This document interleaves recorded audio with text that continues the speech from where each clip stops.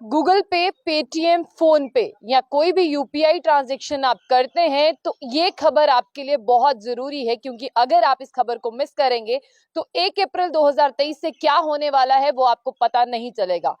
फिलहाल 2 दिन की अगर बात करूं तो उसके बाद जो है 1 अप्रैल 2023 का वो दिन आने वाला है जब गूगल पे, फोन पे इस्तेमाल करने वाले और पेटीएम इस्तेमाल करने वाले या कोई भी यूपीआई ट्रांजैक्शन करने वाले लोगों की जेब पर कैंची चलने वाली है। यानी अब आप 2,000 रुपए से ज्यादा की ट्रांजैक्शन करेंगे तो आप पर जो है वो भुगतान होगा, यानी आपको जो है 1.1% प्रीपेड पेमेंट इंस्ट्रूमेंट जो है यानी पीपीआई जो है वो पे करना होगा। और ये आपको बता दें कि बहुत से लोग ऐसे हैं जो अब गूगल पे, पेटीएम या फोन पे का ही इस्तेमाल करते हैं और ऑनलाइन ट्रांजैक्शन ही करते हैं। बहुत से कम लोग ऐसे हैं जो अब कैश अपने पास रखते हैं। अगर आप किसी भी दुकान पर जाते हैं तो फटाफट आप दुकान वाले को जाकर ये कहते हैं कि भैया मैं तो यूपीआई ट्रांजैक्शन करूंगा, आपके पास गूगल पे है, फोन पे है या पेटीएम है। तो बस आपको ये बता दें कि जिस तरह से डिजिटल इंडिया की ओर कदम बढ़ाए थे लोगों ने, और अब ऐसा आंकड़े माने जा रहे हैं कि बहुत से कम लोग ऐसे हैं जो कैश दुकान पर देते हैं और ज्यादातर लोग ऐसे हैं जो ऑनलाइन ट्रांजैक्शन करते हैं। अब उनकी जेब पर जो है वो कैंची चलेगी। 2,000 रुपए से नीचे की अगर आप ट्रांजैक्शन करते हैं तो आप बच जाते हैं। अगर आप 2,000 ऊपर से ट्रांजैक्शन करते हैं तो आप पर जो है 1.1% प्रीपेड पेमेंट इंस्ट्रूमेंट यानी पीपीआई लगाने की सिफारिश की गई है। और आपको ये भी बता दें कि पेमेंट कॉर्पोरेशन ऑफ इंडिया ने जो है ये कहा है कि बिल्कुल ऐसा ही होना चाहिए, क्योंकि बढ़ती हुई दरों के साथ इसका फायदा जो है वो सीधा बैंकों को होने वाला है। एक खबर हमने आपको बताई थी, हमने आपको बताया था कि बैंक जो है वो लगातार घाटे में चल रहे हैं।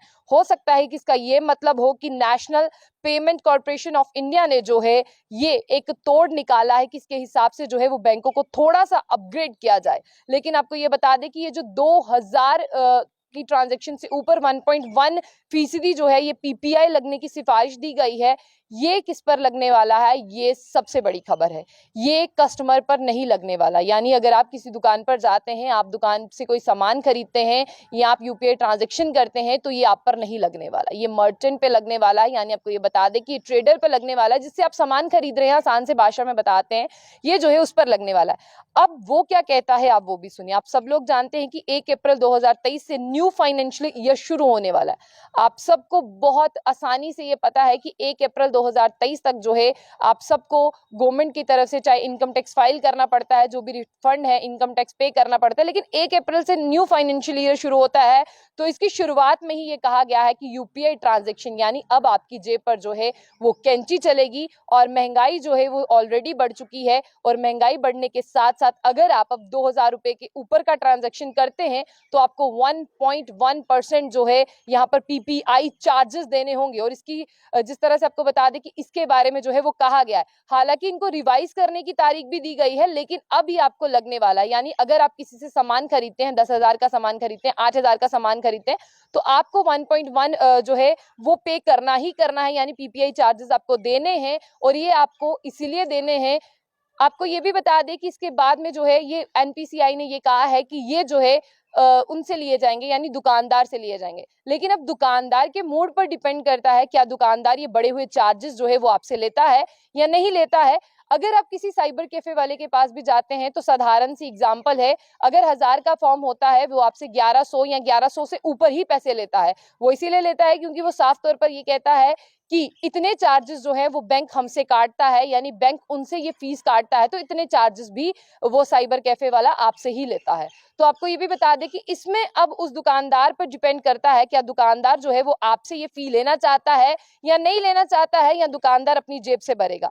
लेकिन इसके साथ साथ आपको ये भी बता दें कि ये भी कहा गया है कि 1 अप्रैल 2023 से जो है इसे लागू किया जा रहा है। और 1 अप्रैल 2023 की अगर बात करते हैं तो उसमें ये भी कहा जा रहा है कि ये दुकानदार से लिए जाएंगे। अब बहुत से लोग जो हैं उनमें पैनिक क्रिएट हो चुका है। लोग कह रहे हैं कि ऐसा क्यों किया जा रहा है, जबकि ऑलरेडी हम हर एक चीज जो है वो टाइम टू टाइम जो है वो पे करते हैं।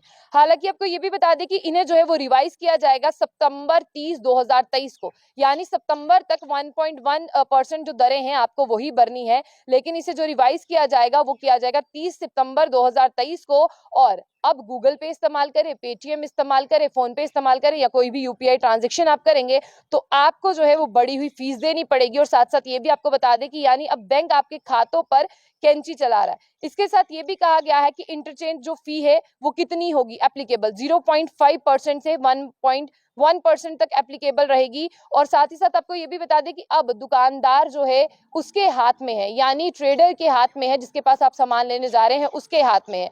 लेकिन अब बता दें आपको, यूपीआई हो, लाइक पेटीएम हो, फोन पे हो या गूगल पे हो, हर कोई आज उसे इस्तेमाल करता है और सरकार ने उसे इस्तेमाल करने के लिए लोगों को बहुत उकसाया है कि आप जो है ऑनलाइन सिस्टम पर आएं, आप ऑनलाइन ट्रांजैक्शन करें। लेकिन आज लोगों ने ऑनलाइन ट्रांजैक्शन शुरू किए हैं और आज जो है यहाँ पर आप देखिए कि बैंकों ने जो है वो कटौती करना शुरू की है। और फाइनल डिसीजन आपको बता दें रिजर्व बैंक ऑफ इंडिया का है, जिसमें ये कहा जा रहा है कि एनपीसीआई जो है अपना प्रपोजल सबमिट कर चुका है और बहुत जल्द 1 अप्रैल 2023 से आपको बढ़ी हुई दरें जो है वो देनी है।